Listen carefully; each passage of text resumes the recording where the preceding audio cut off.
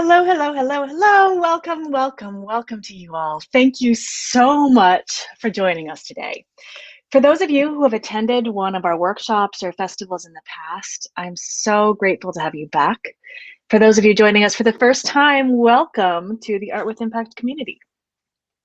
I am honored and excited to kick off our third annual Voices with Impact world premiere.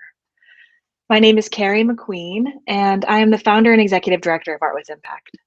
Our organization exists to share mental health stories through art and to create space for folks to come together and experience these stories through community dialogue so that they can explore their own mental health journeys. We are a community that believes in the power of art. We believe that art has the unique ability to connect with our internal worlds and holds the power to ignite personal and therefore societal change. We also believe that mental health is incredibly personal. Therefore, conversations about mental health must explore how our identities impact our wellness, including our identities related to race, gender, class, sexual orientation, immigration, disability, and so much more. In creating this organization, I was and am aware that my positionality and privileges as a white, cis woman inform, but also limit my understanding of the world around me. That's why I set up Art with Impact to be a platform for amplifying diverse voices and celebrating the stories of those with lived experience of mental health from a wide range of perspectives, including the filmmakers and community partners you'll be hearing from today throughout our event. Voices with Impact is at the very center of our organization's work and commitment to amplifying and celebrating diverse mental health stories. Through this program, we award grants to filmmakers to produce short films that tell stories that have often been overlooked, both by mainstream media and within the psychiatric and psychological communities. Our goal is to center underrepresented voices in conversations about mental health and social justice, because representation matters. Seeing art that explores the diversity of mental health experience is critical in helping us all heal. Today, we will be debuting 6 short films exploring stories of immigrant mental health, all created by first and second generation immigrant filmmakers. These filmmakers were selected through a competitive application process. A distinguished jury of subject matter experts, filmmakers, and mental health professionals identified the strongest proposal from our largest application pool to date. And in just a few months, the filmmakers and their teams brought these visions to life, even while navigating challenges of filming during an international health crisis. The films you'll experience today depict the challenges impacting the collective and individual mental health of immigrants, while also depicting tales of healing and hope. Although specific in focus, these stories will explore themes and topics that are relevant to all of us. These projects offer real perspectives on the health inequalities within our society, but while giving us tools to be more supportive of ourselves and our peers. The final films are spectacular, and I cannot wait for you to see them today. After we watch the films, we'll be inviting the filmmakers to the stage for a Q&A. So I invite you to write down or hold in your mind anything that comes up for you while you're watching that you'd like to discuss further at the end. Before we dive in, I would like to take a moment to thank all of the people who have made today possible. I want to start first and foremost by thanking the amazing and beautiful Art with Impact team. These are the people behind the scenes who organize, coordinate, and bring to life not just this festival, but our wide range of programs year-round. Thank you all for your commitment to our work and the communities we serve. It is an honor and a pleasure to work with all of you. Thank you, May Chan, Hillary Kelly, Andrew Kirshner, Alex Reynolds, Nicholas Rosa, Kat Tanchenko, and Amy Wong. To our board of directors in both the US and Canada, thank you for volunteering your time, resources, and passion to enable our work. Thank you, Joseph Kumpf, Don McGuire, Megan Cameron, Keith Chow, Ryan Keefe, Aisha Main, and Catherine Vanderberg. I would also like to thank our jury who volunteered their time and wisdom to help review applications for this year's program. I know these were not easy decisions, and I am so grateful for your support in identifying this year's incredible slate of filmmakers. Thank you to Keith Chow, Nagme Farzaneh, Catalina Matamaros, Christopher Yip, and Catherine Ponte. I would like to thank our sponsors and community partners for investing in today's event. A huge shout out to the American Psychiatric Association Foundation, BetterHelp, the California Institute of Contemporary Arts, the A.B. Corcor Foundation, the Charles E. Kubly Foundation, the Health Forward Foundation, and Sista Afia. Your support was crucial in every aspect of this program, from the grants we made to the filmmakers to today's event to the rest of the programs that we'll be hosting this week. Thank you for joining us in amplifying these important stories. You'll be hearing some more about these incredible partners throughout today's event, but I would like now to take a moment to give a special thank you to California's Mental Health Commission, or as some of you may know them, the MHS OAC. The commission was established with an ambitious and singular purpose to fundamentally shift how California responds to mental health needs by driving transformational change. The commission's work supports the well-being of millions of people across California. They were the first supporter of Voices with Impact, and they allowed us to host our inaugural program 3 years ago. Voices with Impact, and indeed Art with Impact for that matter, would not be the program or the organization we are today without the partnership of the MHS OAC. And for that, I am eternally grateful. Lastly, but not least, I want to thank all of you for coming today to view these films and celebrate our filmmakers. We appreciate you making the time and bringing yourself fully to today's event. Mental health is personal. You are the expert on your own mental health experience. Today's films will be exploring a lot of important mental health topics, and we will be providing content heads up for each film. Please do whatever will be best to support your wellness in this experience, whether that's taking a break, getting some water, taking deep intentional breaths, or anything else. If you find yourself in need of support, please type in the URL that will be in the corner of the screen throughout today's event to get a list of mental health resources available now. Without further ado, I'm excited to introduce Hesu Zhou, the head of clinical operations at BetterHelp, who will be introducing our very first filmmaker. Thank you, Hesu, and I'll let you take it from here. Hi, I'm Hesu Zhou, a lover of film and the arts as a form of expression, communication, and social movement.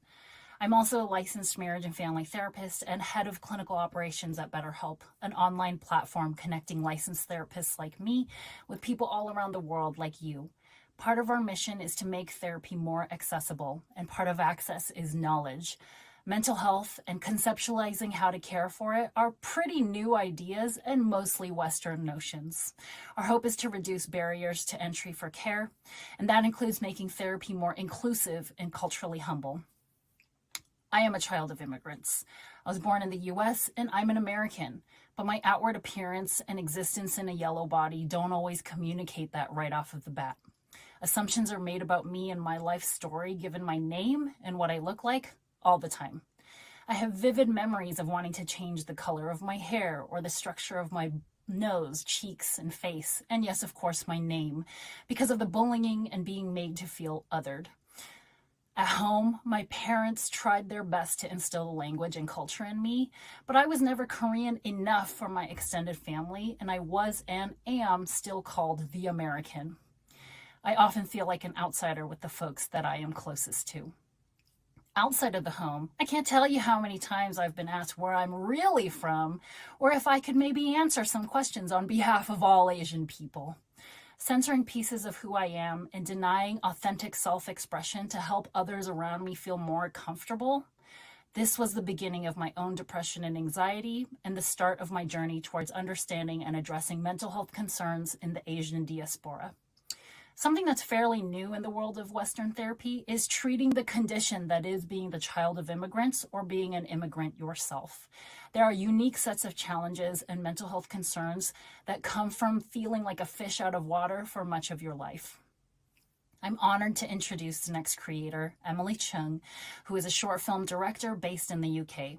After training with the BFI Film Academy in 2016, she made her directorial debut at 17 with a commission from Channel 4's Random Acts for her short film, Pas de Deux.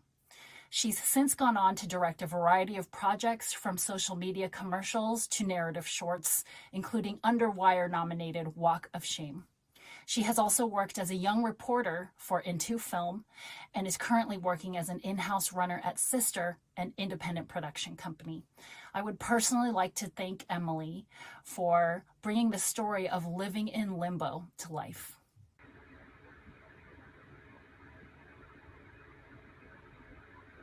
Hi, I'm Emily, the writer-director of You, or Fish in English. Just want to say a huge thank you to everyone for being here, and I'm so excited to be sharing this film with the world for the very first time. I'd also like to give a big shout out to Resource Productions and my incredible cast and crew, whose hard work, talent, and endless support were integral in making everything come to life. This film is very close to my heart for so many reasons, so I'd also like to thank Art with Impact for giving us the opportunity to tell the story, and for putting on this wonderful week of events to share it with the world. Lastly, knowing that everyone's mental health is unique, we want to give you a heads up that this film contains themes of racism and stigma, so if you have experience with these topics, be sure to do whatever you need to do to take care of yourself.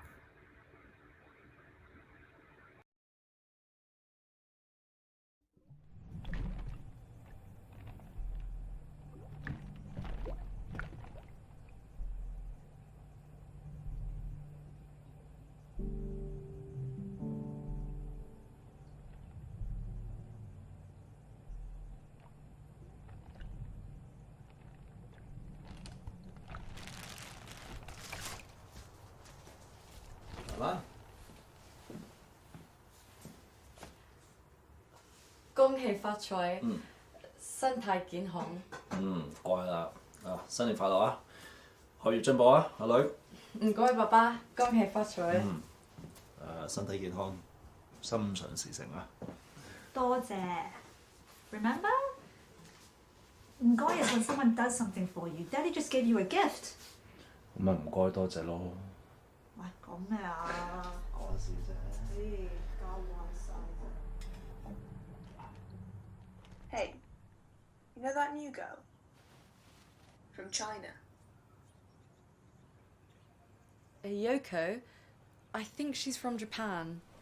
Right, yeah. Her. I don't think I've ever spoken to her before. She's always so quiet. Well, annoyingly, I had to. We were both early today, so it was literally just us.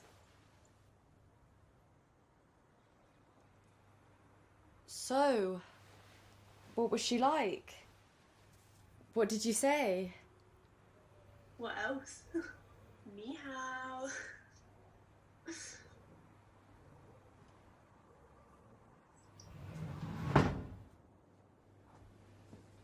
Hello. Did you hear me?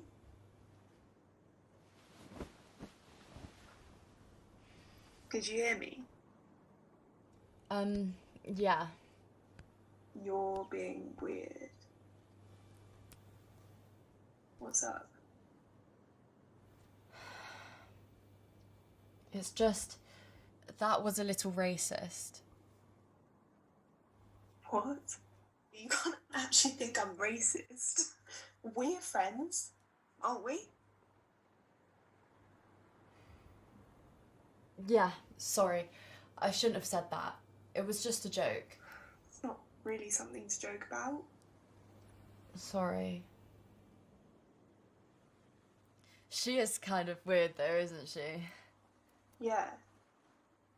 Totally. So, like, after that, she just kind of silently stared at me. You know, I was just trying to be nice to her. No one else is. 食啦，13分啊！蘭蘭，過嚟幫阿爸爸玩啦。貴妹仔點識打啊？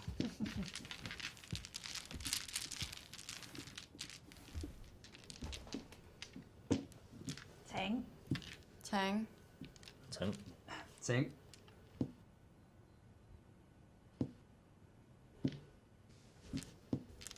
上。Pong. 平時有冇同啲朋友仔一齊玩啊？上。No, not really. 想碰嗱嗱講得幾好喎，不如揾日請佢哋嚟教識佢哋啦。碰點搞得啊？淨係識得碰。碰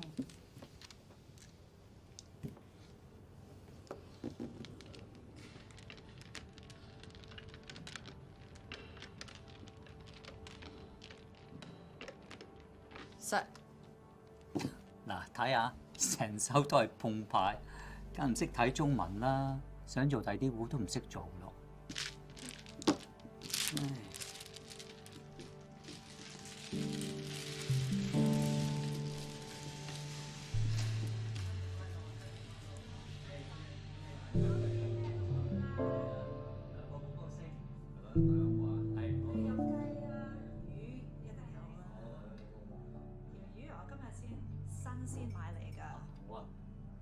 大家好似成個好似香港古老用嘅好嘢喎，梗係啦，老婆勁啊！好靚餸啊，嫂。你煮得好好啊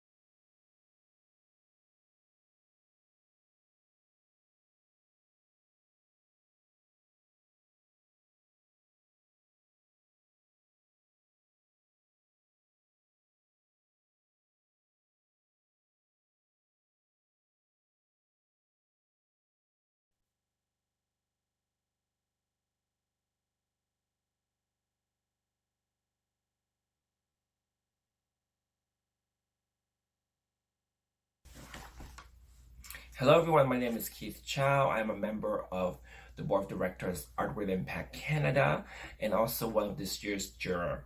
It was an honor for me to be part of this project, but also part of this movement. And I call this a movement because, we are creating space of dialogue to discuss mental health, to educate people about mental health, and to fight back against the stigma of this disease. Today, I present to you this next film entitled Nane by Vancouver filmmaker Thea Liu. This movie speaks to me on two different levels.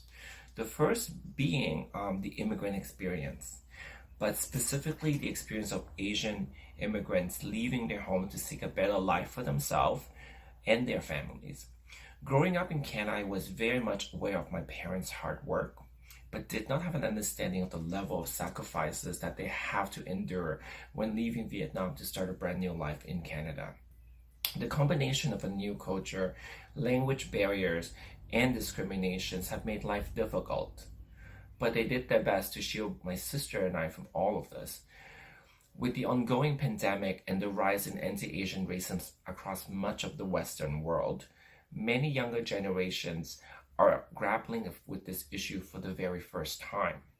Now, more important than ever, we need to celebrate Asian women, and Asian women in filmmaking like Thea, who is bringing our stories forward, front, and center. On another level, this film grapples with the issue of depression, an issue exacerbated by this pandemic, and one that is very close to my heart because I have lost friends to this very battle. Today, I present Thea Liu, an emerging film producer and director. She began her career at the Vancouver Film Studios and worked on the Amazon TV series Men in the High Castle. Most recently, Thea produced No More Parties, which premiered at the San Diego Asian Film Festival, and Soul, a film about Filipino-Canadian sneakerheads. Her directed work includes investigating the Asian-Canadian experience through the lens of spirituality and perspective of the Filipino diaspora. Today, we celebrate her achievements. Congratulations, Thea. Hello everyone, my name is Thea and my film is called Nanay, which means mother in Tagalog. I am joining you here from the unceded traditional Coast Salish lands of the Musqueam, the Squamish, the Coquitlam, and the Tsleil-Waututh Nations, otherwise known as Coquitlam, British Columbia, Canada. My film focuses on comparing the mental health journey of two Filipino Canadians as they reflect on their immigration journey to Canada as children. And the story is a small bite out of a much larger context of immigration and migrant labor that directly affects a lot of people very close to me. And so the core of the film is to basically show that there are many similarities between our experiences and that there is a pattern of experience for a lot of people who immigrate and come here through migrant labor. And so I want to shout out my director of photography, Jeremiah Reyes, who helped me a lot with shooting this film. And he's also one of the subjects of the documentary. And so thank you for opening up your story to me and allowing me to capture it. And then also he composed the score of my project. So I think the score really adds a lot to the film. Thank you for doing that. And I hope everyone here just enjoys Nanay. Thank you for coming out. I hope you take something away and that you learn something and that maybe more empathy is created between ourselves and our mothers, and for anyone who identifies as diaspora or as immigrated, that there's just more empathy for us and between all of us. Thank you all for being here. Thank you to Voices with Impact for holding the screening, and I'm looking forward to the rest of the week when we do a lot more discussions. So thank you, everybody.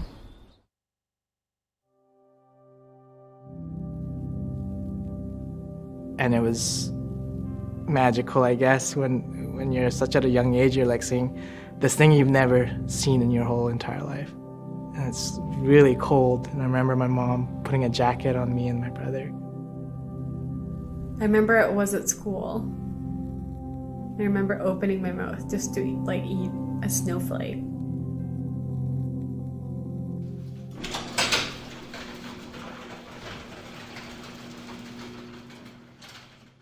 When I was living in the Philippines, at the age of 3, my mom left to go to Canada to find a better opportunity for herself and to be able to provide for our family back home. At a very young age, I didn't really vividly remember my mom. I had no recollection of her until she came back in 1999. Not long after that, she took me and my brother to Canada without informing my dad. That's when I immigrated to Vancouver, BC. So while my mom was working abroad, the main contact that we had was she would send audio recordings of herself, and then we would listen to it in a Walkman. In total, we were separated for about 5 years. So migrating to Canada then at age 11 looked like just a lot of isolation and confusion and not really knowing, well, one, the language, and the weather's very different, and the food is very different. And so moving from something that was very much community-based and then being plopped into this icy, you're by yourself, deal with it kind of mentality, it was very challenging to then start or restart a relationship with my mom that I didn't grow up with. Because as I was learning to being in a new country, she was also learning being in a new environment with kids.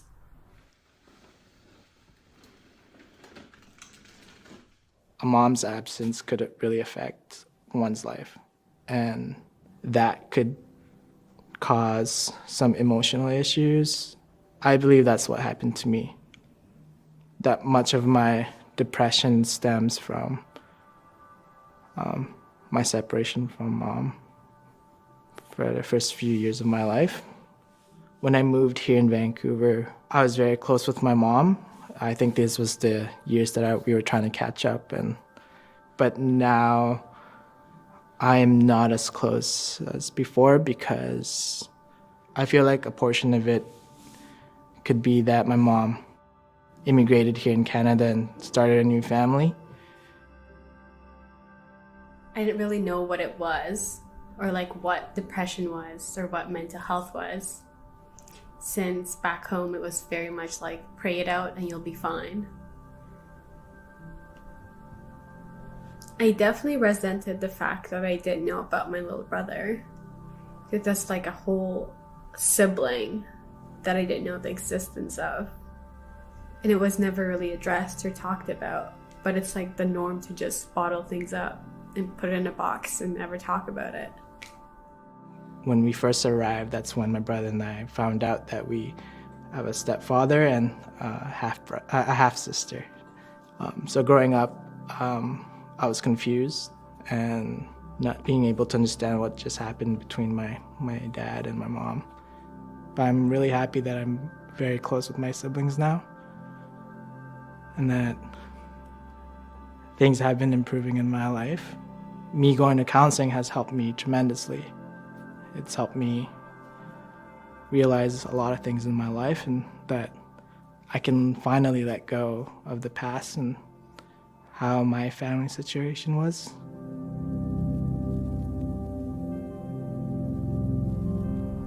When I am depressed and alone and feel like I can't even win or I can't feel like I can overcome my depression, aside from counseling and my friends and all the things I was involved in, God was the main reason why I kept going. One of the main things that I cling to is the fact that I am imperfect and everyone around me is imperfect, and that, like, I know I have a lot of shortcomings, but God doesn't.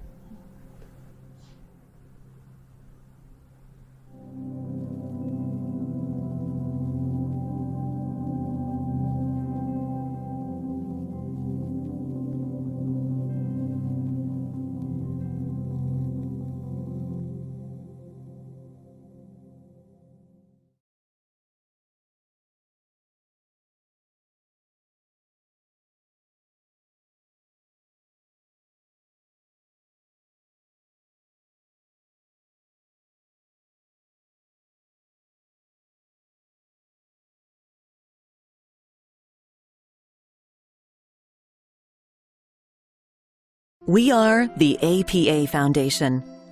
Our programs educate and empower and are focused on raising awareness, eliminating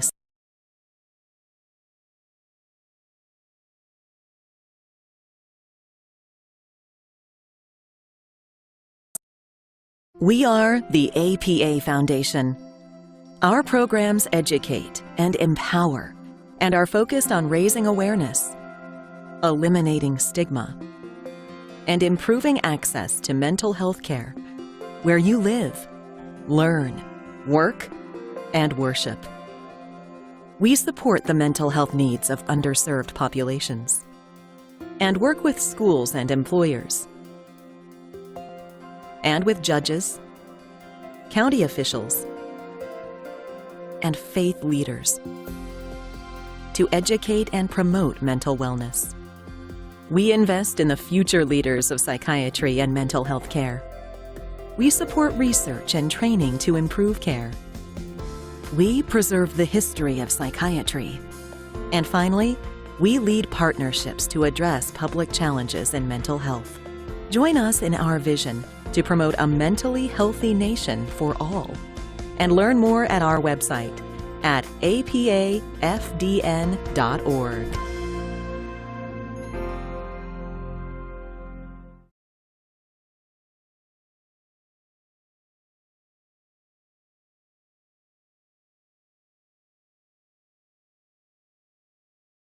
I want to thank the APA Foundation for giving me this opportunity to introduce Dr. Adnan Abalas, a brilliant filmmaker who migrated from Mexico. I am also an immigrant. My wife and I migrated to the US from India for doing psychiatry residency training.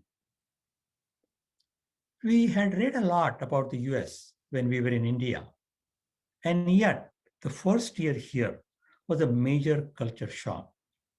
It was quite stressful. Luckily, we were able to establish a supportive social network of colleagues who were also immigrants.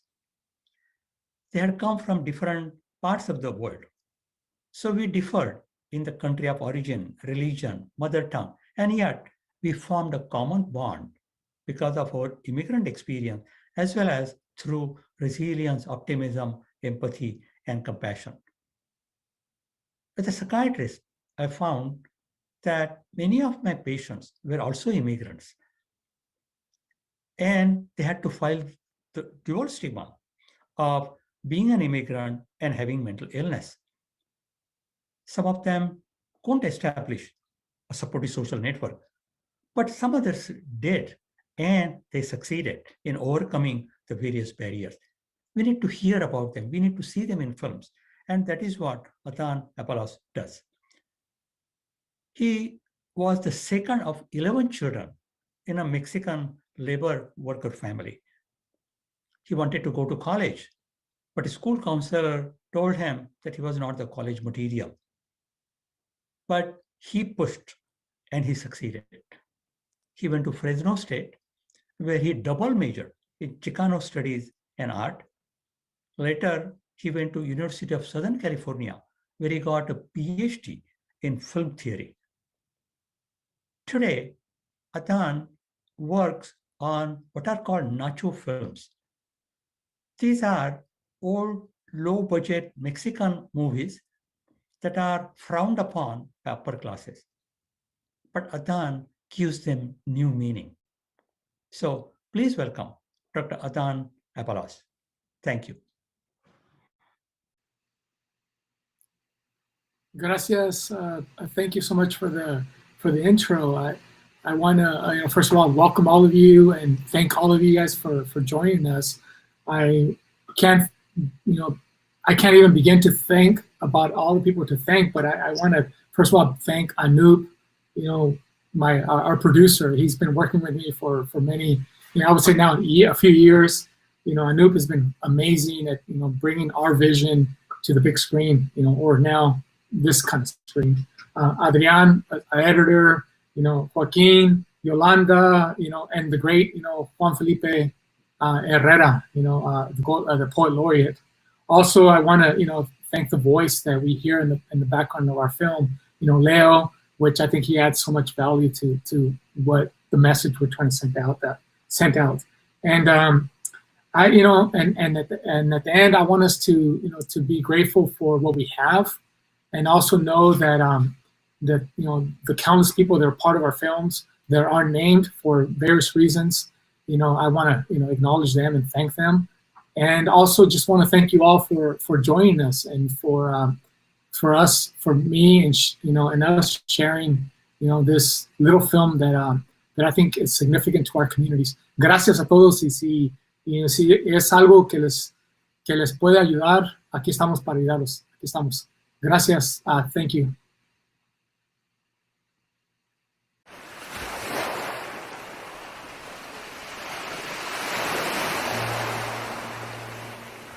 Las mañanas son tan hermosas. Sentado junto a una ventana, miro hacia afuera mientras el cielo comienza a brillar. Gracias a la vida que me ha dado todo. Hay tantas cosas por hacer.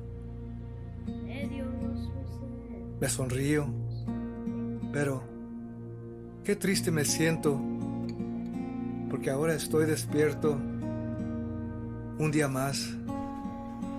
¿Para qué me levanto? Por mi familia, y quiero decir, por mí mismo. ¿Cómo les explico esto? Lo que siento aquí por dentro de mí.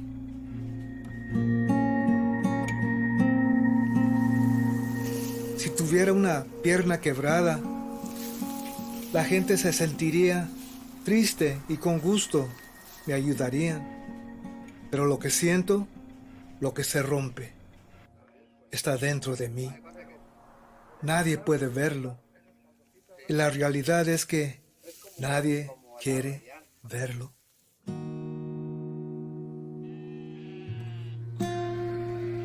Cuando me preguntan, siempre les digo que tuve una infancia feliz.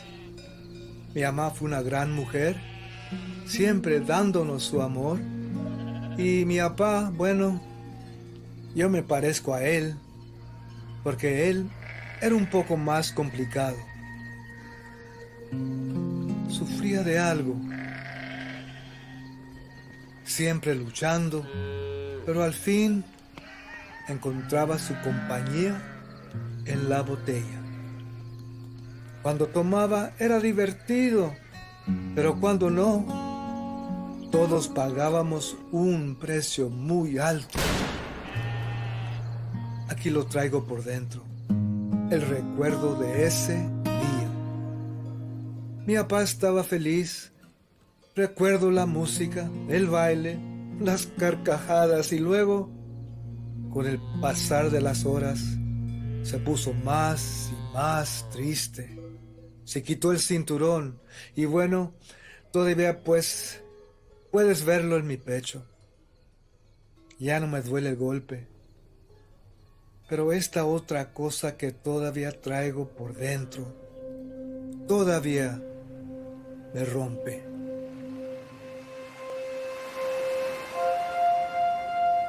La primera vez que recuerdo ese sentimiento profundo de algo que se me rompe por dentro fue cuando mi papá me llevó a la playa. Era un niño de 5 o 6. Recuerdo el agua fría, el sonido de las olas, la arena, el sol en mi cara. Recuerdo que corría hacia las olas, algo especial. Y de repente tuve una sensación que unas olas intensas me rompían por dentro.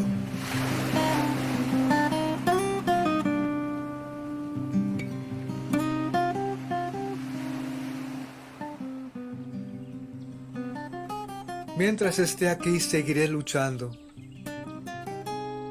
Seguiré recordando las tantas razones por que abro mis ojos todos los días. Despierto para ver esas mañanas hermosas, para escuchar los pajaritos, oler, tocar, mirar los detallitos de la vida. A veces esas cositas rompen, pero también traen nuevas oportunidades.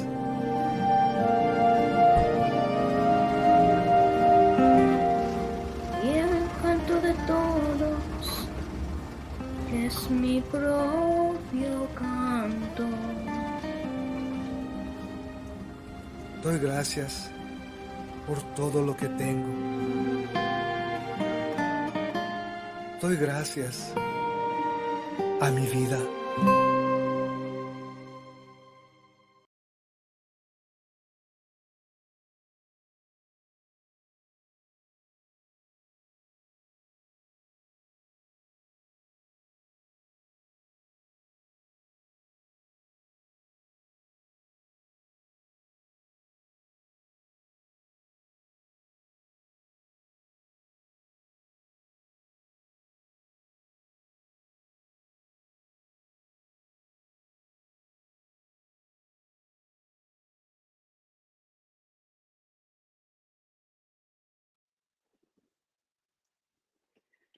Ay, ay, ay. Thank you so much, Emily and Thea, and for Adan for such beautiful, beautiful films. I'm feeling all the feelings, and I know all of us are.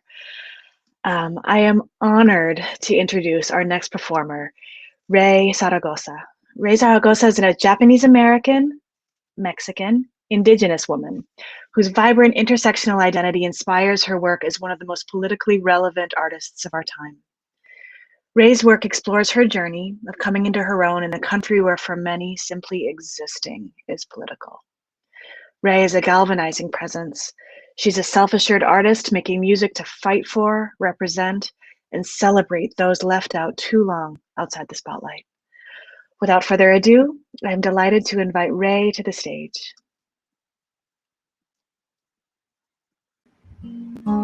Hello, everyone. How are you? I'm just going to make sure this is... Okay, great. So it's such an honor to be here. All these films have been so powerful.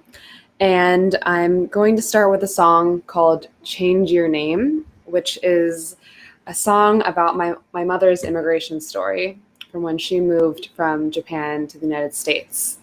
And I've been so inspired by all of these films, and I wanted to start with this song. So this is Change Your Name.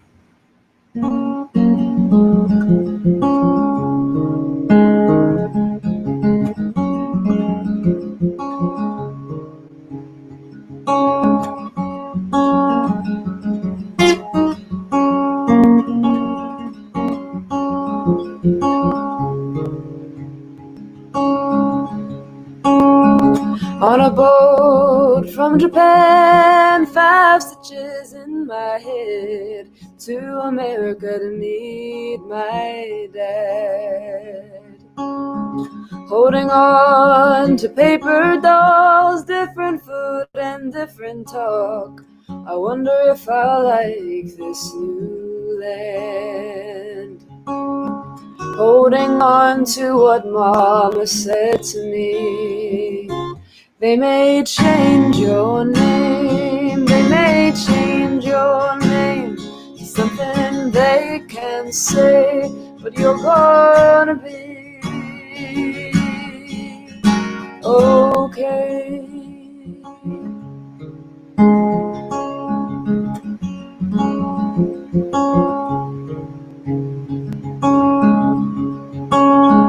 We arrived, 1-room flat between Columbus and Amsterdam. I see their girls, but I don't look like them.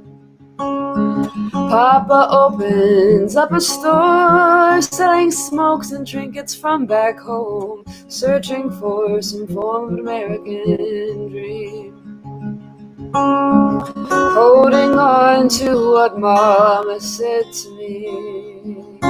They may change your name, they may change your name, something they can say, but you're gonna be okay. They may call you names, we'll make it anyway. They can't change our ways, they may change your name, but you're the same to me. You're the same to me. You're the same to me. We'll call you Shirley. 'Cause they may change your name, they may change your name to something they can say, but you're gonna be okay. They may call you names, we'll make it anyway. They can't change our ways, they may change your name.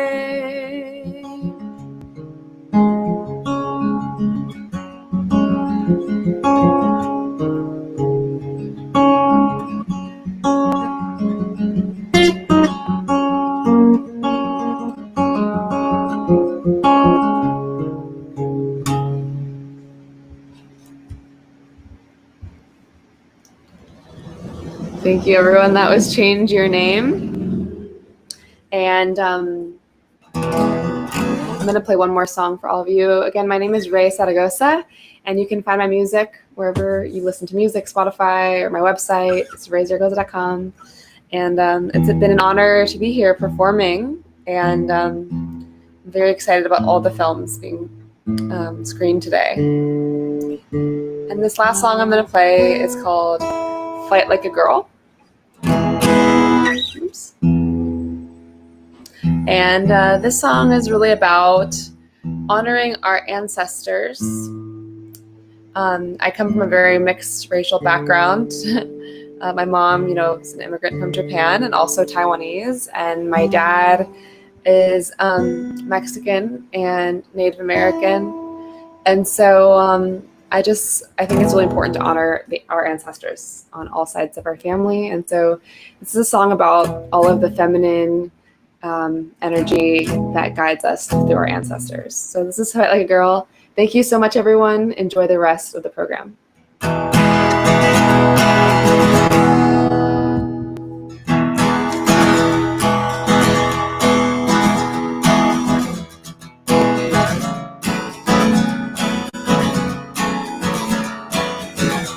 Grandma Nature, Mother Moon, show me what to do. When they are taking our rights away, listen up what is.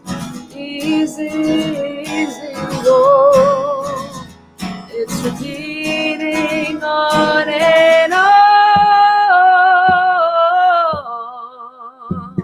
Take me to the water, take me to the snow, where all the souls of our mothers had to go. Take me to the street sights, teach me our battle cries. Take me to the front lines of the war, fight like a girl.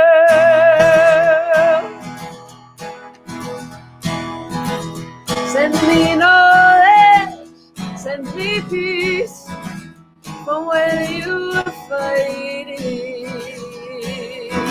For all the rights that I have today, our homes, our boats, our voices. Easy, easy we go.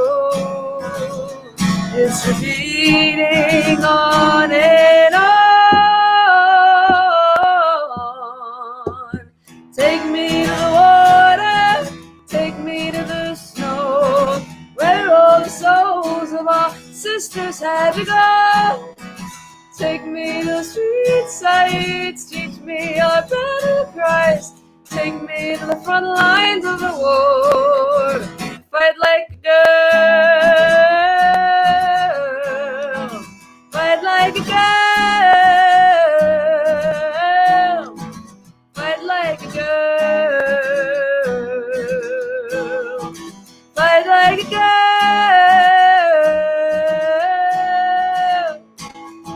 Take me to the water, take me to the snow, where all the souls of our mothers had to go. Take me to the street sights, teach me our battle cries. Take me to the front lines of the war, fight like a girl. Thank you so much, everyone. I'm Ray Saragosa, and enjoy the rest of the films. And I'll see you soon. Thank you so much for having me, everyone.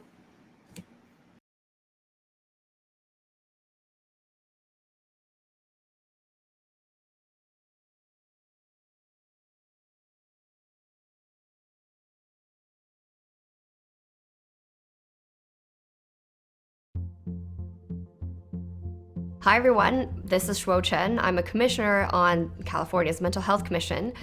Full-time, I'm a general partner at IOVC and faculty at UC Berkeley's College of Engineering. So a central theme to this film is shame, particularly associated with seeking treatment or medical attention.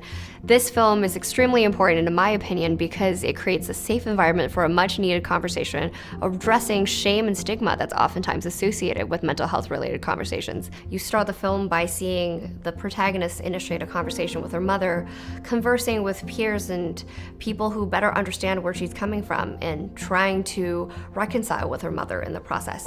So having these difficult conversations with folks who are important in your life, whether they are immediate family or they're broader in the community, is an important theme to address. I think there is definitely this sense of identity. As an immigrant family, you're both where you originally come from, as well as American. So as Chinese American, I can certainly identify with a lot of the struggles that she's having in terms of navigating both of these identities. Mental health services are so important to immigrant communities because it is a critical part of their well-being. We're really excited to introduce Yao Liu's film, Could Have, Should Have.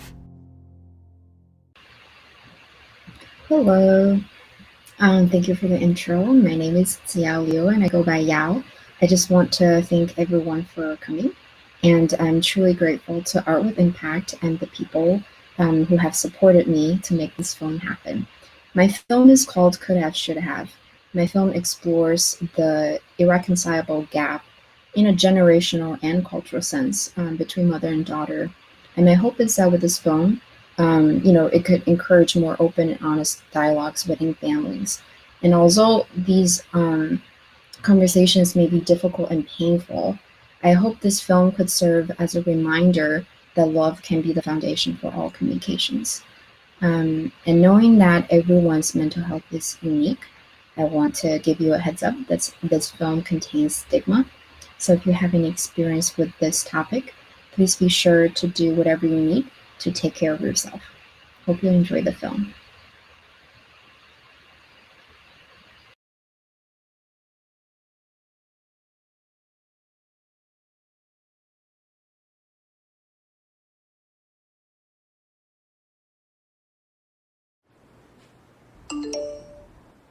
今天上厕所了吗？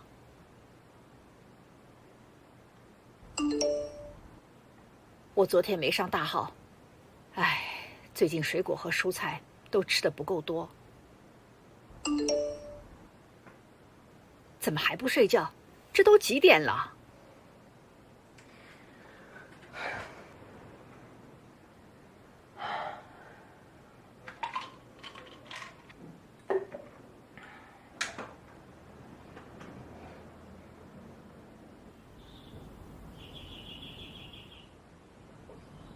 ？She just won't understand, and I don't think she can handle it. I understand. All she tells me is that she doesn't see the point in living anymore, and it just makes me want to die right alongside her. And then I think, God help me if I have to spend eternity listening to her nagging jabs. I'm sure it's been hard for her to cope with losing your dad, too. Maybe it would be good for her to talk to someone who can speak her language. You know any donkeys who speak Chinese? I don't. I don't know any donkeys with a psychology degree, but keep on making your jokes. It's good food for the soul. Listen, Lei. You keep letting the invoices stack higher and higher, and the weight of it is crushing you. We have to be honest about it. Learning to cope with anxiety is about coping with reality, not hiding from it. I've been working with you for 3 years. This hasn't been an issue until now, but... The gym will open again soon, and I'll tell her that it's for the Zumba membership. This is exactly the opposite of being honest with yourself. And with your mom. And me. If you can stand up in front of a room full of strangers and share your deepest pain, then you can tell the person who loves you the most what you really want to do with your life.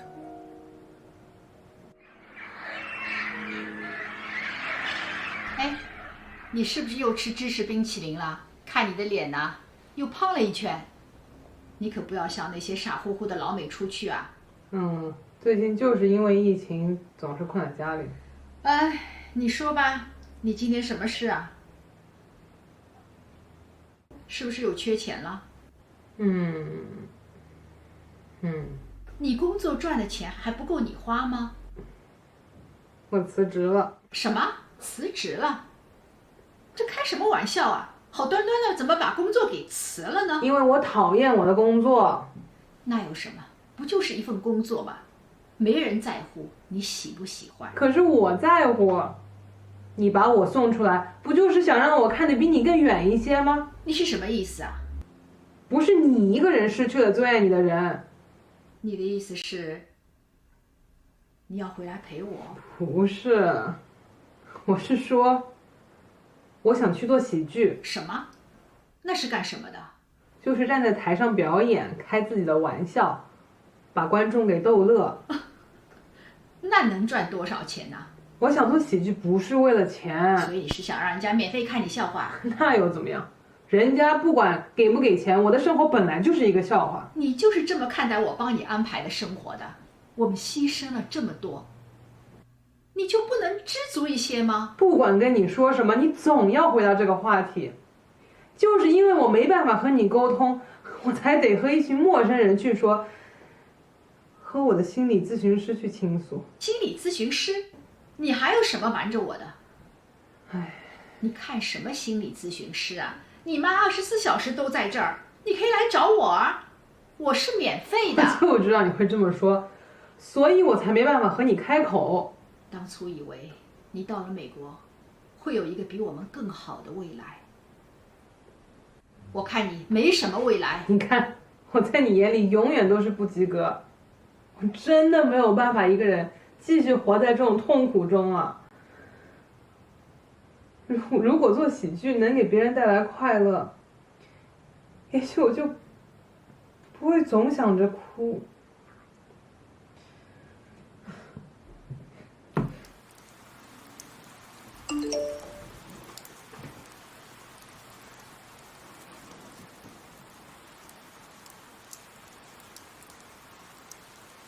所以，你看心理医生的钱大概是多少呢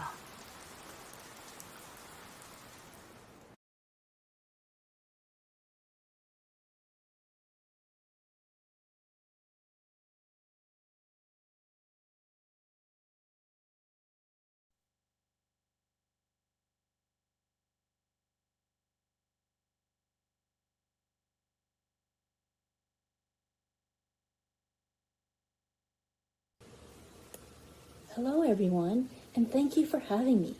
It is my honor to be a part of this year's event. As a therapist, Voices with Impact is so empowering for people to be able to share their journey with mental health, because it is through these stories that we don't feel so alone. I feel this is especially important as an individual from an immigrant culture, where topics of mental health is still seen very negatively. We are encouraged to hide or act happy in public. We are told to stop being lazy or to try harder. We feel the pressure to perform well and to achieve, to not let our families down and bring shame to our family name. Our identities and who we are often enmeshed with our family's expectations and goals. And this is very damaging and invalidating. A lot of times you can feel like something is innately wrong with you when you don't live up to those standards and your values don't match your family's. Mix in mental health with being queer and not fitting into the quote-unquote societal norms or those predefined boxes, you get a double whammy. And so people suffer alone and they suffer in silence. And in order to help stop the suffering, we need to break the stigma that surrounds mental health and being gay, lesbian, transgender, bisexual, and queer. And it is through the work like Hao Zhao's and this upcoming film that we can help normalize these experiences. So it is my pleasure and honor to introduce Hao Zhao. Hao is a filmmaker and photographer from Nanchuan, China. His notable creative experiences include 2 feature films. Hao's work utilizes creative and experimental tendencies focusing on LGBTQ+ themes and characters. His creations and films have also been screened at numerous festivals and have received awards and nominations from Berlin, Hong Kong, Black Movie, NARA, Queer Lisboa, and the China Independent, among others. So here I would like to thank Hao for his amazing work thus far and hope you continue to help shed the stigma surrounding mental health within our culture. Hi, thanks for the wonderful intro.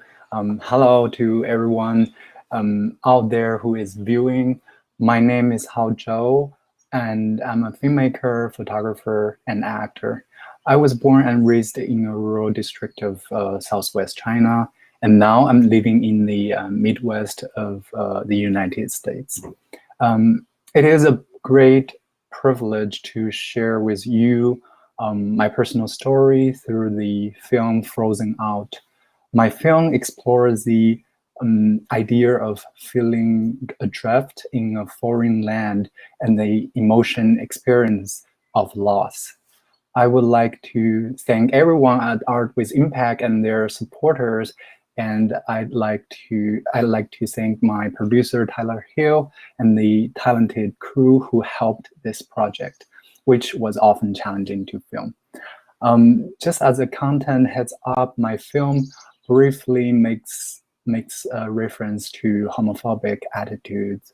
So if you have lived experience with this, please take care of yourself.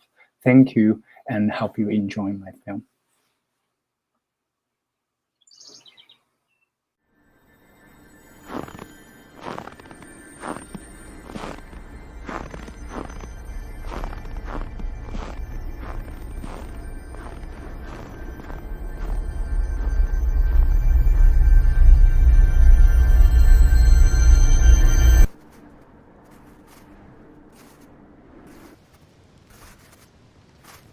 你不晓得我在哪点了，我在做啷个，我在寻找啷个，你甚至都不晓得真实的我是哪个。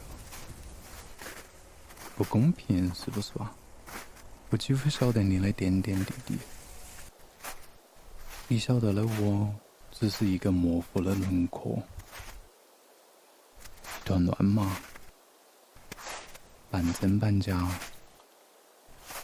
借口，还有善意的谎言。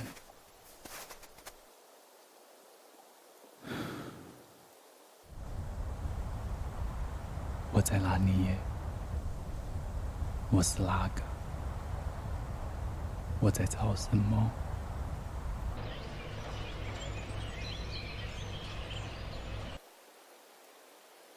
找我的故事，那点可能发生的故事。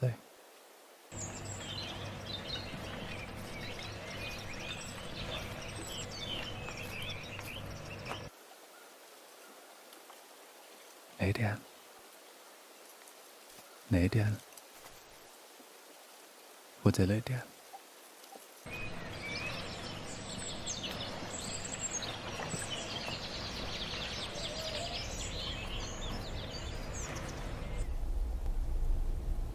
我在搜寻，搜寻。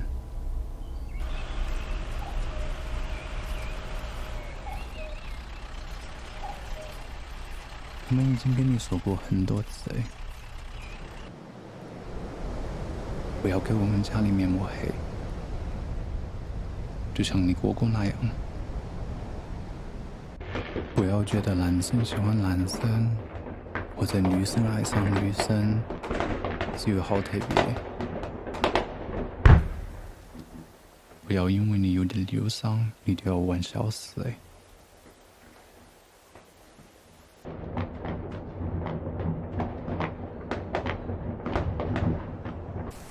我逃跑过很多很多次，有一次整整1年。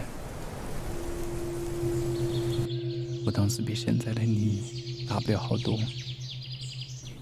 那些是造成我问题的原因吗？或者是开始？管他曾经是啷个，或者还是？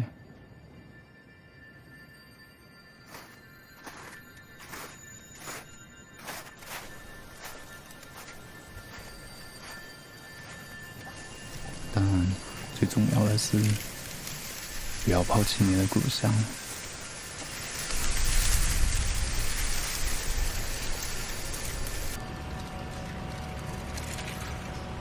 我离开家乡的时候，正是被改造的时候，粉碎夷为平地，换掉。其实你最喜欢的。 绿油油的小路，也会被碾压掉。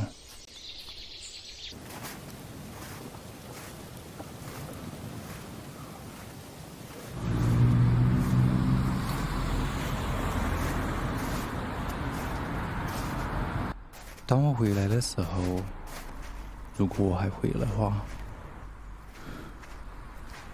家也不会是家，你也不会是你，我想哥哥也不会是哥哥嘞，但我从来都不是啊。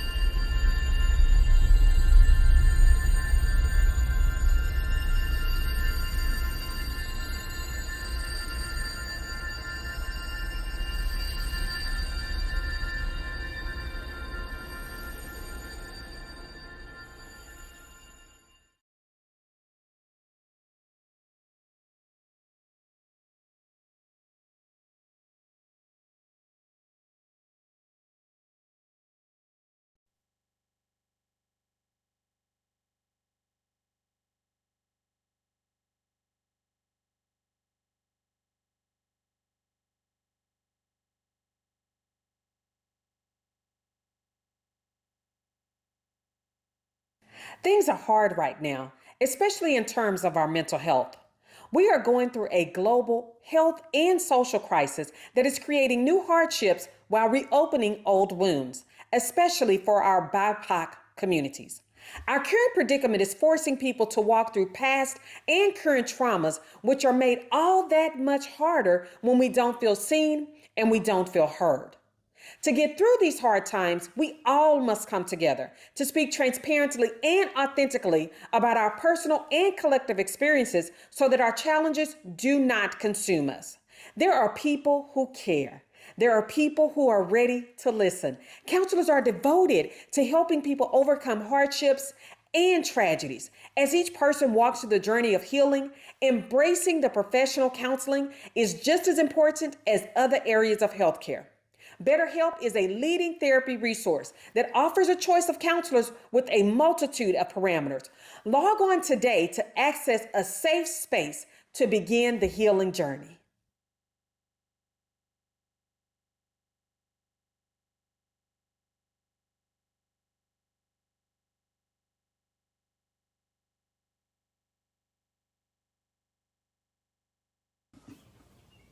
Hi everyone, my name is Christopher Yip. I'm a filmmaker based in Toronto, and it's my honor to be part of the Voices with Impact jury. With this past year's racial reckoning shining a light on the injustices that continue to thrive in Canada, uplifting and centering mental health within racialized and immigrant communities is more important than ever. Now, it's my pleasure to introduce Rosie Pidcock. Rosie Pidcock is an actor and filmmaker based on unceded Coast Salish territories. Rosie is the definition of a multi-hyphenate creative, directing, producing, and starring in her own works, including web series Thank You for Ghosting and shorts Chime Me Again and the film you're about to see. Half Chinese and fluent in Mandarin, Rosie's dream is to shoot and star in a feature film in China's beautiful southwestern province of Yunnan. Her film, Esther and Sai, is based on the real-life story of Rosie's mother, Sai Chu, and her best friend, Esther, who met in 1976 as international students at the University of British Columbia. There, they connected over being out of place in a foreign land and found solace in their friendship with one another. It is a timely film that speaks to the importance of intimacy and connection in a year when we are craving it most. Leaving one's birth home, moving overseas, and the pressure to assimilate take their toll on one's mental health. It's an experience many share in Canada. Esther and Sai is a beautiful meditation on race, identity, and the shared experience between people away from home. Congratulations, Rosie. Please enjoy.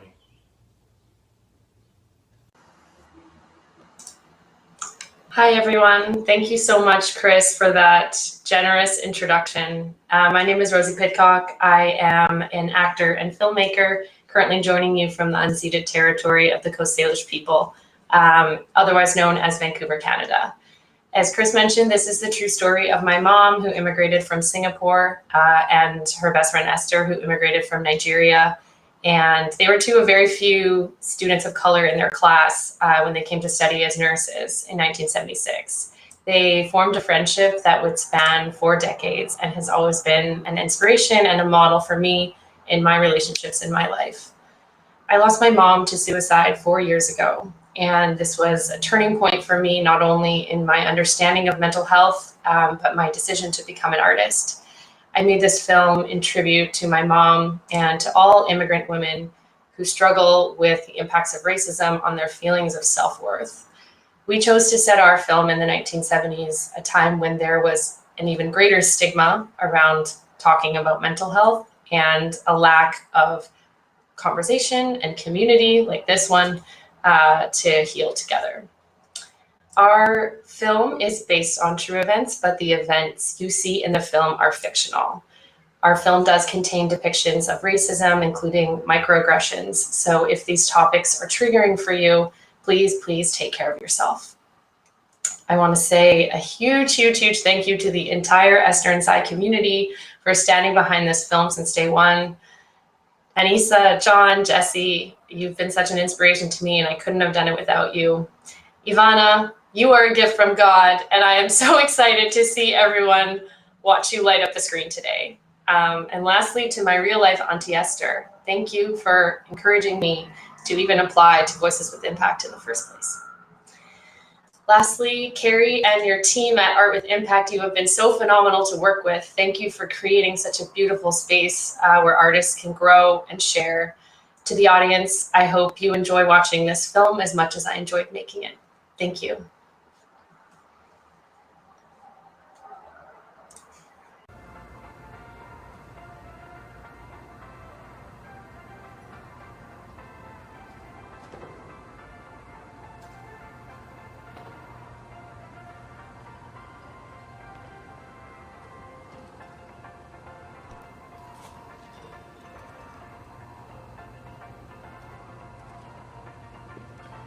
Can I help you find something? You have bread? What was that? Did you hear what I said? Sorry. Excuse me. Where can I find your rice? I said, where can I find your rice? Excuse me, ma'am.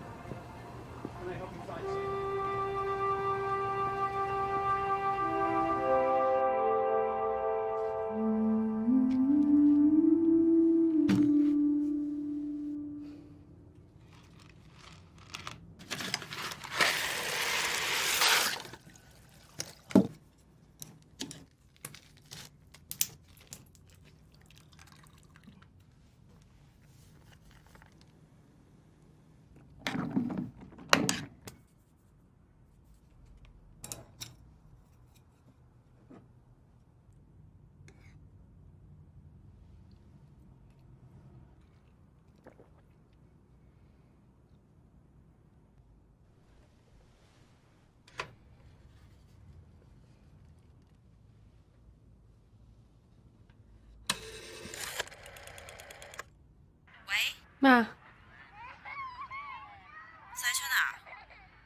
是我。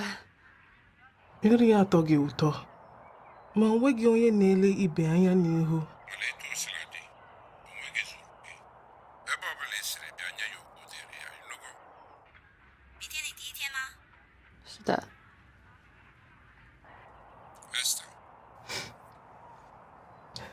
Nothing. 我的妈。准备好了吗？我准备好了。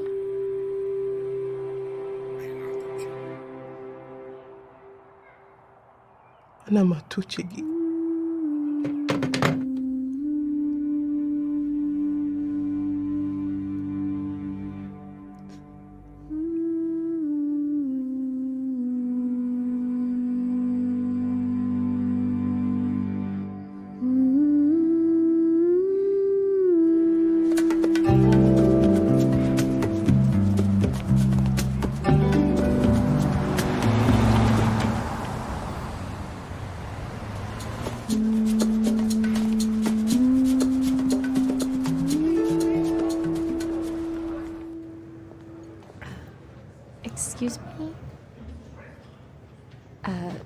Room 202.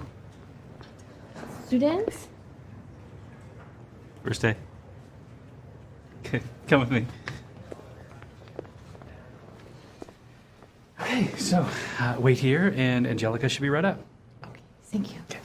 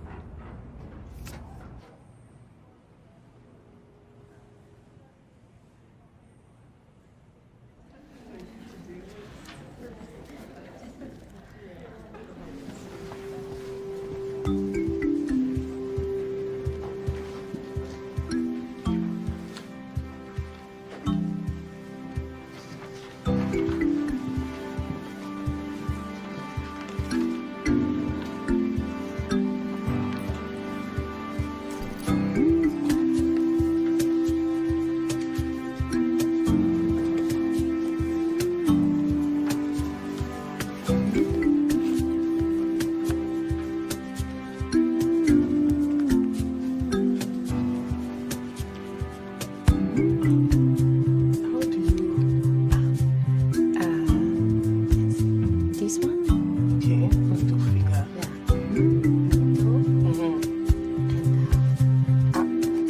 Like this.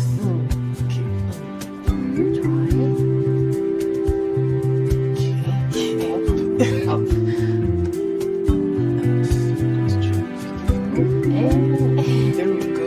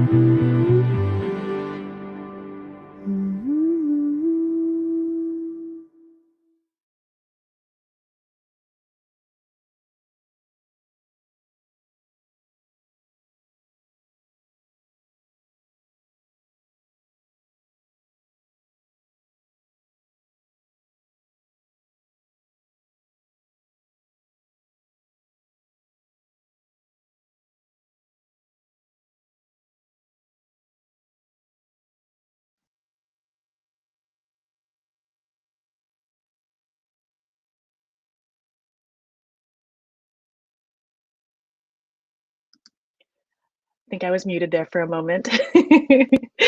If you are like me, your heart is just full and bursting. Thank you so much, Yao, Hao, and Rosie, for sharing your stories. I just, yeah, and earlier, Thea and Emily and Adan, thank you so much. These have just been such beautiful stories to watch all in a row, and I feel so grateful for your voices and for your beautiful artistry. This is now the Q&A time. And so this is the cool thing about live broadcasting, which is that you, audience members who are watching on either YouTube or Facebook, we want to hear from you. I can see your questions coming in on the comments. I will ask them to the filmmakers. This is your chance to have a conversation with each other and with these filmmakers and continue all of the thoughts and feelings that I'm sure are coming up for you now. One note is that Thea is taking a very well-deserved vacation, so she's not here today, but she will be in, I think, 5 different sessions throughout the course of the week. So save your questions for Thea for other sessions. Make sure you enroll to some or register for some that she's going to be in. And I'll get us started with a question for all of the filmmakers. We'll start, I'll ask Yao and Rosie and Hao, if you could please come on camera. But my question for all of you, and then we'll have Adan and Emily answer in just a moment, is who did you make this film for? Who did you have in your mind as the audience when you were creating this?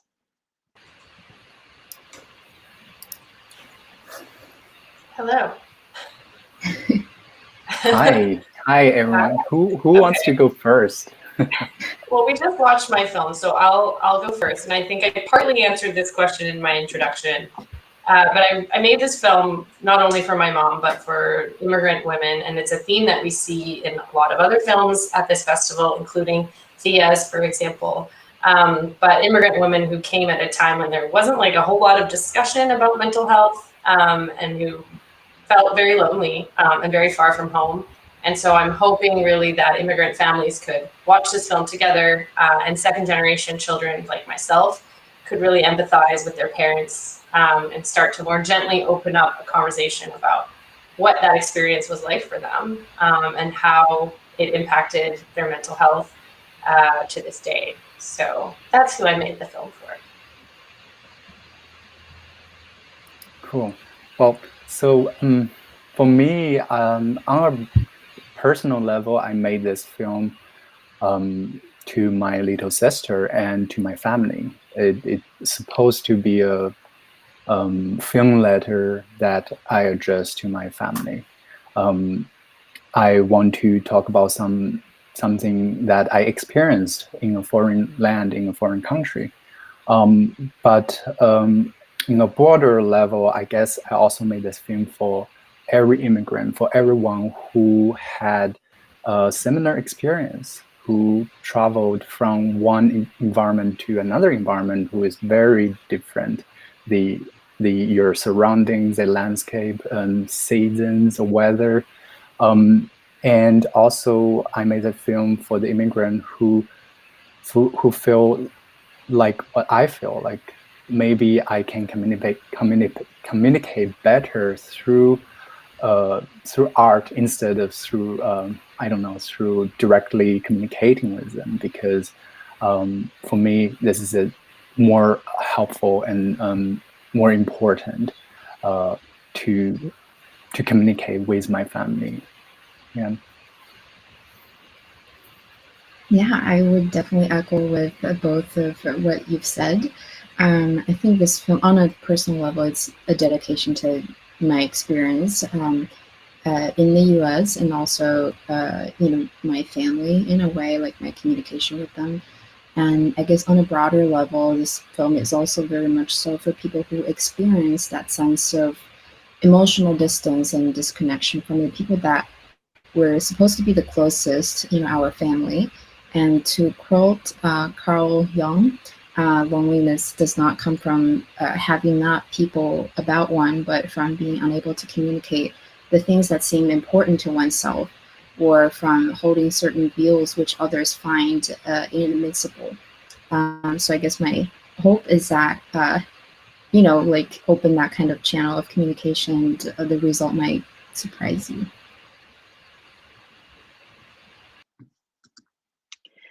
Beautiful. Yeah, thank you so much. Same question over to Adan and Emily, please. Who did you make this film for?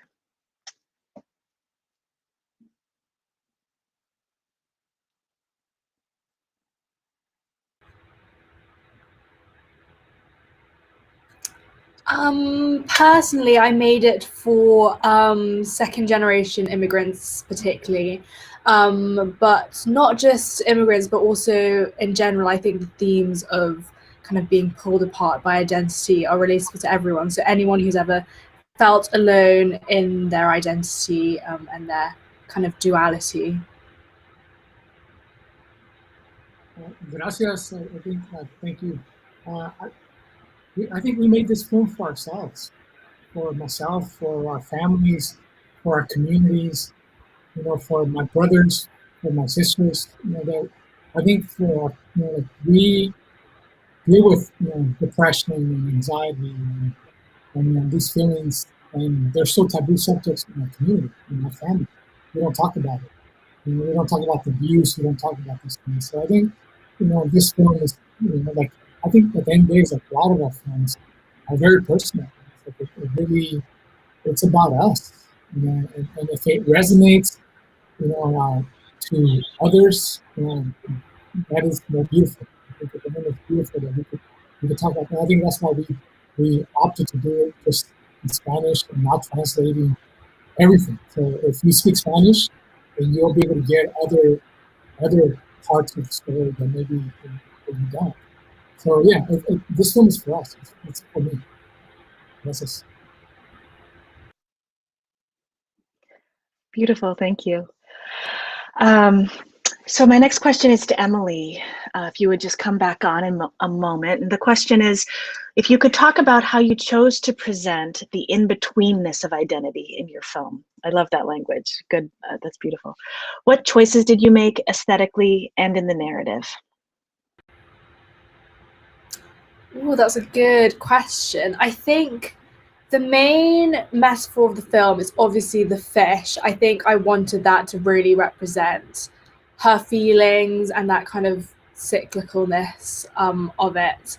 And we found it really important also for both scenes, the mahjong scene and the scene that she's having with her friends, to kind of balance the two cultures and to kind of find how she feels in both worlds. And so we kind of wanted to find a really nice balance of that, so that when we got to the end and the fish was being torn apart and it kind of felt like she was being torn apart, we kind of got a sense of why that was. Thank you. Very cool. So my next question is for Adan, Yao, and Rosie, and it is, what led you to submit a proposal to Voices with Impact, and how was this experience for you?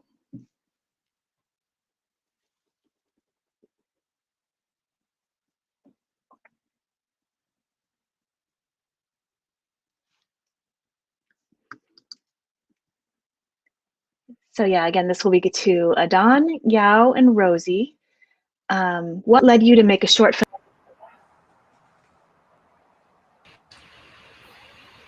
And we're back.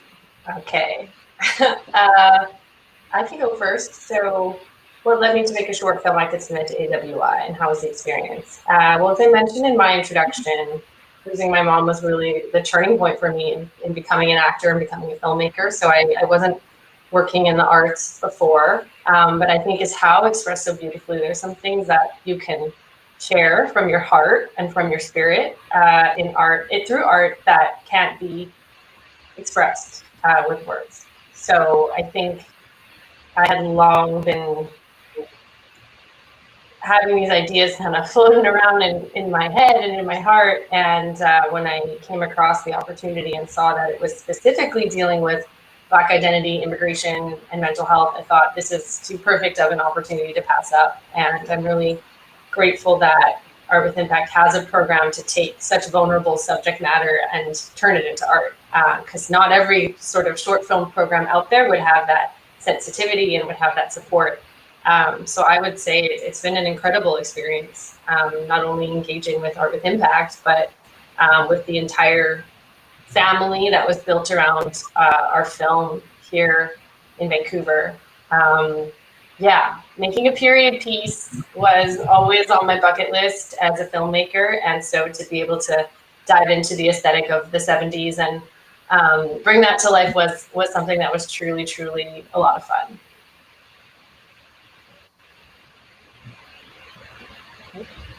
Thank you. I think for us, one of the things I think that we tapped into is our history. I think as a brown kid, growing up in occupied territories in California, Mexico, Arizona, we I think we always were just always mindful of that. And I think those are the kind of things that I think feed into mental health that sometimes we don't realize that they have an impact. You're growing up and realizing that you're always an immigrant, even though you've always been here, or you're always an outsider, even though this is your homeland. I think for us, it's important. And I think for myself, growing up and not feeling like I could change, and just providing the opportunity for others that will come, after me. I don't know. I think that's impactful, and I think having this opportunity with Art with Impact and Terry, Nick, Amy, all of you that have been amazing to give us this opportunity. I feel like yeah, this is significant. It's a small little film, but I think maybe the audience that I'm speaking to, that we're speaking to right now, maybe it's not there. But like those Curtis photos, of the Native Americans that were all doctored images. If you look at the gaze, if you look at their eyes, I think they're speaking to a future generation like myself that can see that I hear them. I hear what they're going through. I see it. And so maybe one day, or even now, our generation, the generation that I'm speaking to, the people that I'm speaking to, la gente de nosotros, va a escuchar lo que estoy diciendo y va a mirar algo. Y es lo que queremos, es lo que esperamos. Thank you. Yeah, that's beautifully said. Even though I didn't quite understand the Spanish part. I think what inspired this story very much so is from my own experience, because my father passed away 3 years ago, and so I felt this even stronger sensibility almost to connect with my mom.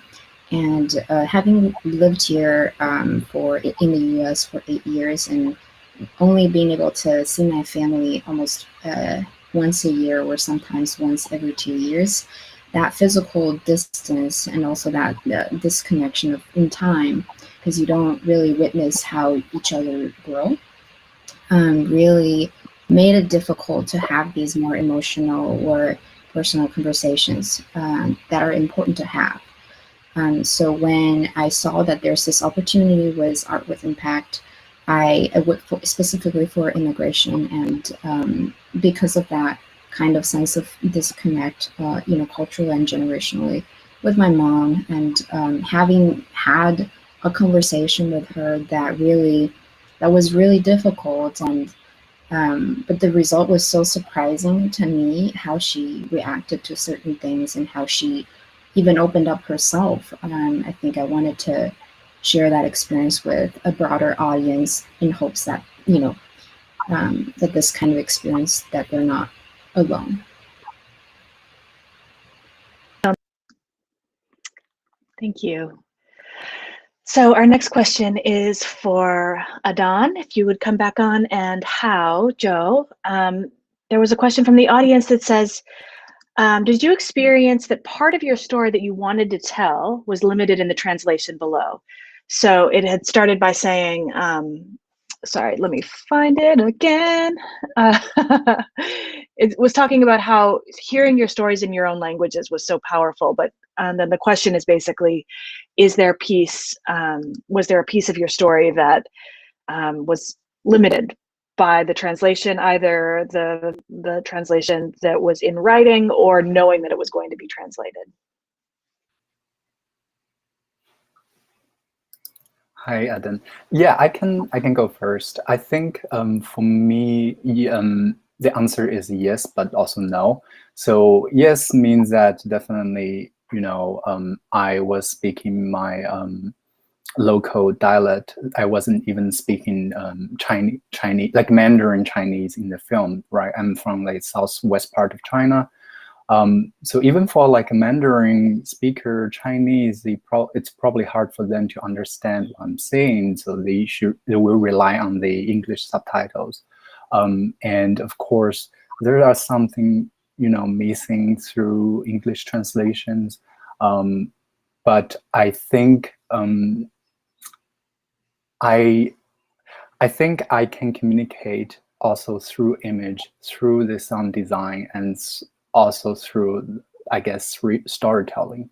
So my film is not just rely on the language itself.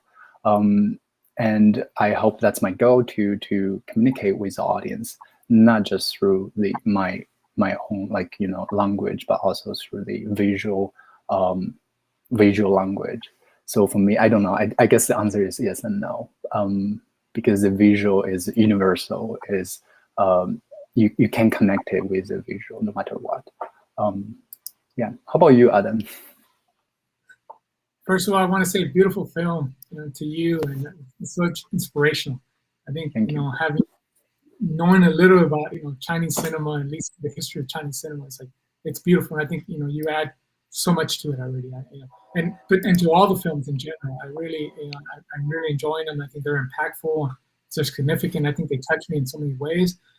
Honestly, I think for us, if I could, if I had the option to tell our story without subtitles, I would have loved that, because I think at the end of the day, it's like I do subscribe to like the third cinema model of filmmaking where, we tell stories, that are personal to us. We don't try to tell universal stories, because at the end of the day, I feel like, we need to really talk about, what is impactful to us personally in our communities. And I think Hollywood tells these universal stories that all of us love. I mean, I love Hollywood cinema. I love, beautiful production, beautiful everything, But at the end of the day, it's like, they don't look like me. They don't speak like me. They don't, and at the end of the day, I will reach out and I would prefer film that, I hear it. I could hear it. I see it. I see the people. So that's what we're trying to do. So I think, the language, I think, we don't translate everything purposely, but also, if there was an option, we wouldn't do it at all. And I am grateful for the opportunity, the Art with Impact, that this organization has given us. But at the end of the day, it's like, I understand that we have to provide more of the subtitles and all that. But yes, but I think I prefer it to be seen without it, because if like you yourself, you mentioned, the visuals can speak volumes, and maybe we don't do it, we don't catch it, but at the end of the day, it's like, it's fine if it doesn't speak to you, if it doesn't reach you, then maybe you're not the audience, and that's okay. We don't have to get everything, and I'm okay with that as a filmmaker, as an artist, as an individual, as a human, but I think maybe it will catch one person, and that person can then share with other people, then and all of a sudden they realize, like, hey, there is a space for you, there is support for you, y aquí estamos para apoyarnos, we're here to support each other and to see us move forward. So yes, so gracias. Beautiful, thank you. My next question is to Yao, Rosie, and Emily, and it is, how do you think the film industry can improve in terms of mental health awareness and immigration experiences? So maybe it's like one and the other, or both. I think there's probably a lot to say on all three of those intersections. So Yao, Rosie, and Emily, how do you think the film industry can improve in terms of mental health awareness and immigration experiences? Hi again, you two. Carrie, you want me to answer that briefly? I'll touch on a couple of things, because I do have many thoughts about that. I think one of the beautiful things about my experience making Western Side is becoming more confident to be a personal advocate for mental health. I think I always thought that it had to be done more formally through government organizations or people that had the expertise. But I like that Art with Impact really promotes this concept of you are the expert on your own mental health experience, and really empowering people to take that belief on and live it out in their day-to-day. So I think first and foremost, the first person I reached out to about doing this project is my co-director, Anissa Visser, who I know she's in the YouTube comments. Hi, Anissa. But Anissa is an advocate for mental health, and she's very open about her own mental health struggles. And without me knowing that, I wouldn't have known to reach out to her to connect on this project. I wouldn't have known that she, just with my intuition, that she was the right person to go on this journey with me. So I think it starts with empowering people who work in film to not only feel like they need to turn it into their own art, but also just talk about it on their personal level, and that's valid. And then in terms of immigration experiences, I'm an actor. Vancouver serves as a service industry to a lot of American productions, and we all have to have a standard American accent in order to be able to audition and in order to be able to book roles. And I think embracing people's organic and natural accent wherever they are from and whatever their lived experience is us moving towards a reflection on television or on film that is a reflection of reality and is a reflection of our intersectionality and all the things that come together and sometimes pull us apart, like we saw in Emily's film. But I really feel like the film industry, specifically in how we're depicting characters, having a diversity of accents is going to bring us a long way towards recognizing everyone's lived experience. So those are my thoughts on that question. Yeah, I really agree with what Rosie just said, I think it's really important when creating art and making films that you include the people that you're making films about. I think it starts all with the hiring process as well, to include people who've actually lived those experiences and have done those things, because without that it can't be authentic, and we're kind of just going around in circles until that really happens. Yeah, I would totally echo with the whole authenticity part, because I think it's not only about the representation that's on screen, it's also about the people who are behind the scenes, people who are actually writing the story and directing the story, to be from that background and to have those kind of experiences. So whether it's about mental health issues or it's about immigration, stories, I think that's kind of like where the source is to change the landscape of like Hollywood films. Yeah, that wasn't really a quick question. I think we could probably have a whole series of sessions on changing the industry. So this next question is for all 5 of you, and I'll bring you up in a couple batches. So first, we'll have Hao, Rosie, and Emily, please. But the question is, do you have any tips on how to start making short films? So how can somebody be the next you?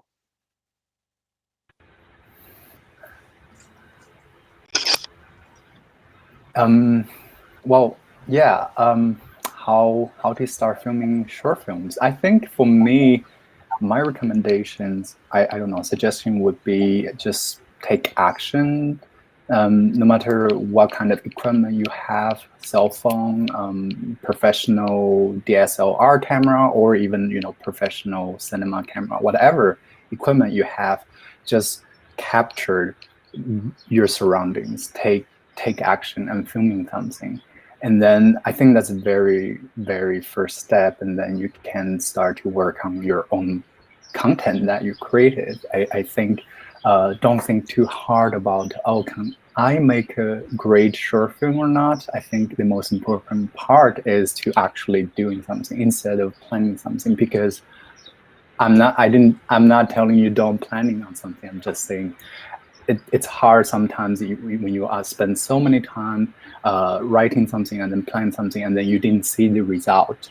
So I think it's really important and encouraging to actually see what kind of footage or shots you can get, and that result will really inspire you and encourage you to take the next step. That's my thought. How about you? Well, I could not agree with you more, How. I feel like there's a delicate balance between, just like making a thing, or then like, of course, there's a lot of planning that goes into making a film. We can all appreciate that as filmmakers. But I received some advice when I was in acting school from a mentor before I made my first web series. And they said, start by writing one scene, right? Just one scene, one location, 2 characters, like keep it simple. And really write from the heart. And I think tied to that, my advice is, own your own experiences. Get to know yourself, get to know your history, your ancestors. I think find the areas in your life that ring true to you. And I know that as I've found those pockets of truth, that's what I cling to and what motivates me and pushes me forward when filmmaking gets hard. And it does get hard. But I think carrying me through those difficult times is that belief in my own story and my own experience.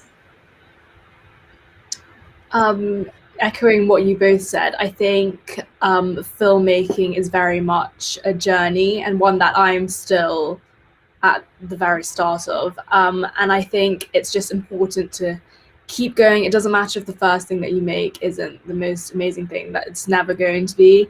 But it's important to just kind of keep going. If it's what you love doing, then don't give up.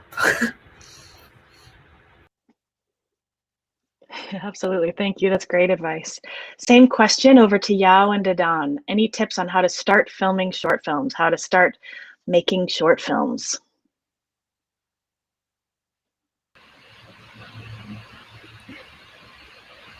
You go ahead. I will say, just tell your story. Don't look at other people's stories. Just look at yourself. Look at your families. Because I think if you don't do that, somebody else is going to do that for you. So who better to tell the story of your experience than yourself? Instead of an ethnographer, somebody that comes from outside that finds you interesting. Just look at the value you already have. That you could. I think that's something that I've learned. I mean, even at this age now, and I feel like I'm a little bit later in my age than the other filmmakers here. It took me a while to learn that. Wait a minute, I could talk about me.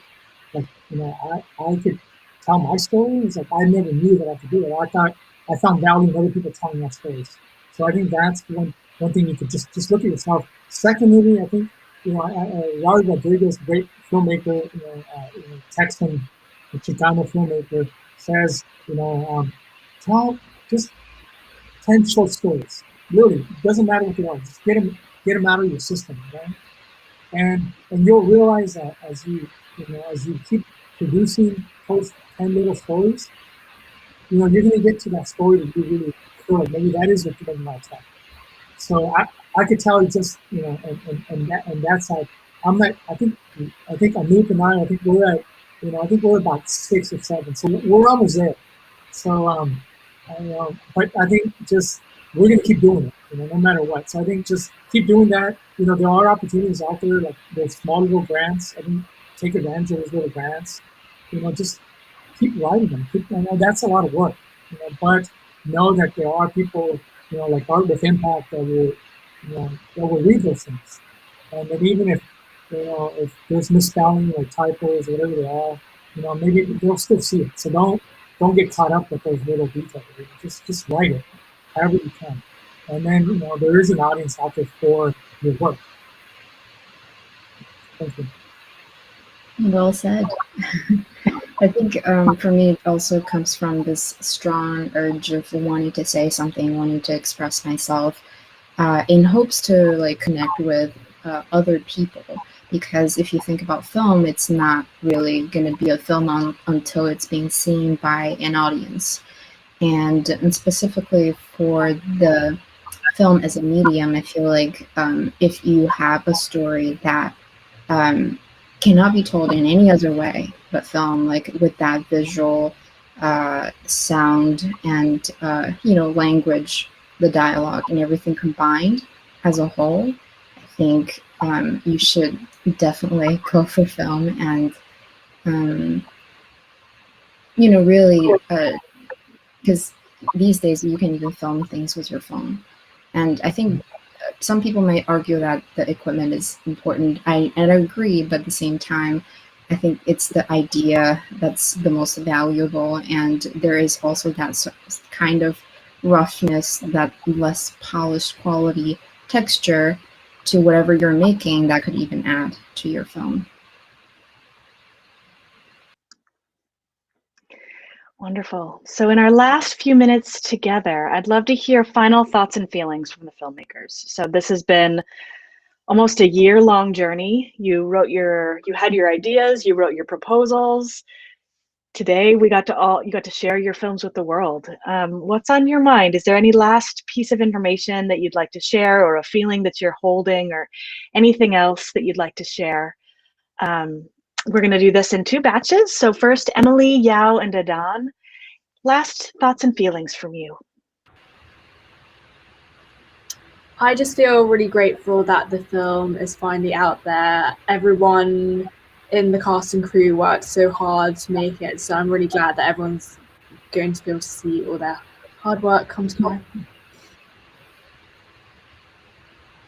Yeah, I definitely agree. I'm just really truly grateful that people are here to watch it, and then with the support of with Art with Impact, and to make it happen, to make it even possible.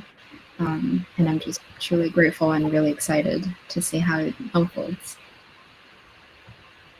I just want to say, first of all, I feel like a lot of stuff has been said already so far. I can't thank enough the people that work on the film. I think it's always a collaborative effort. To have support from this organization is amazing. And I think at the end of the day, it's like I'm really grateful for my community, for the strength that we have for the people again that are unnamed in our film, that for different reasons decided they don't want to be acknowledged. So I still want to acknowledge them and the voices. And I think for my mom and for my dad, that they came here to the U.S. as undocumented workers, and where their labor was welcome, and but yet they were not. That free market economy that allows the labor to move freely across borders, but yet the people that produce that labor are limited. So I really want to be mindful and thankful to those people that still we did that. They did that in the 60s and 70s, and it's still happening right now to all the immigrants that are moving across borders. That we rely on their labor. I feel like I'm always acknowledging of them. I feel like and I'm a product of that environment. So gracias, With Impact. Gracias, Kay. Gracias, a todos por lo que las oportunidades. Thank you. Thank you. And so same question to Hao and Rosie. Any last thoughts or feelings that you'd like to share on this big momentous day when we're screening your films for the first time in public, as the sort of culmination of this year-long project? Yeah, well, I can go first. Yeah, so I guess I want the audience really, enjoying the film. Though, as you can tell, maybe it was very cold, so it was not that enjoyable for the filmmakers, but I hope you can enjoy the result, the final product, the film. And not just enjoying the film, but also I hope the audience can, through the film, I hope the audience can also enjoy their surroundings, their environment, their landscapes. I shot this film in the Midwest, in the rural Midwest, which I never thought that this rural Midwest can be so stunning and so beautiful in the winter, all the winter scenes. And I enjoy the landscape very much. And that's one very important message I guess I want to send is you can find beauty everywhere, and you can appreciate your environment and surroundings everywhere. And it's really up to you to find the things that you can appreciate. Yeah. Thank you so much, Hao. There was one thing still on my mind after we answered that question from the comments about how to start making short films. I think I would leave with a message of trust. It's an incredible leap of faith to bring a personal story to life. So trust yourself, trust your teammates, and trust the process, and try and enjoy yourself along the way, because we never know what's going to happen. And the last thing I'll say is I have truly been touched and moved by all of the films in this program in a way that I didn't expect. I lived in China for many years, and watching Hao's film made me incredibly homesick for the time in China and my experience there and my own family there. And so I'm really grateful not only to all the filmmakers for participating so wholeheartedly in this process, as we're all online and we're over a year into this pandemic and we're all tired of our screens, but the filmmakers and the team at AWI just really made this an exceptional experience. And I'm very excited for the rest of the week to kind of get into some more detail about everybody's films and the process of making them. So yes, that's my final thought and feeling. Love them. And that's perfect segue. I am going to encourage everybody who's here to please check the website, artwithimpact.org. Look at all of the sessions that are available. We have 4 days left of the festival, 3 sessions each day. They're all online, they're all free, but there are limited seats and some of them are getting pretty close to filling up. So check them out, register, and we'd love to see you there. There's beautiful topics. And as you can see, these filmmakers have so much wisdom and so much beauty to share, and I can't wait for you to continue the dialogue with them. And I just want to note that these comments that are coming through around the generosity of the filmmakers, I could not agree more. Yeah, thank you for telling your stories. Thank you for sharing your voice. Thank you for your artistry and the beauty that you give through your work. So I think those are the end of my announcements. Thank you for coming. Thank you for being here. We're so grateful to have you as part of this festival. And we look forward to seeing you throughout the rest of the week.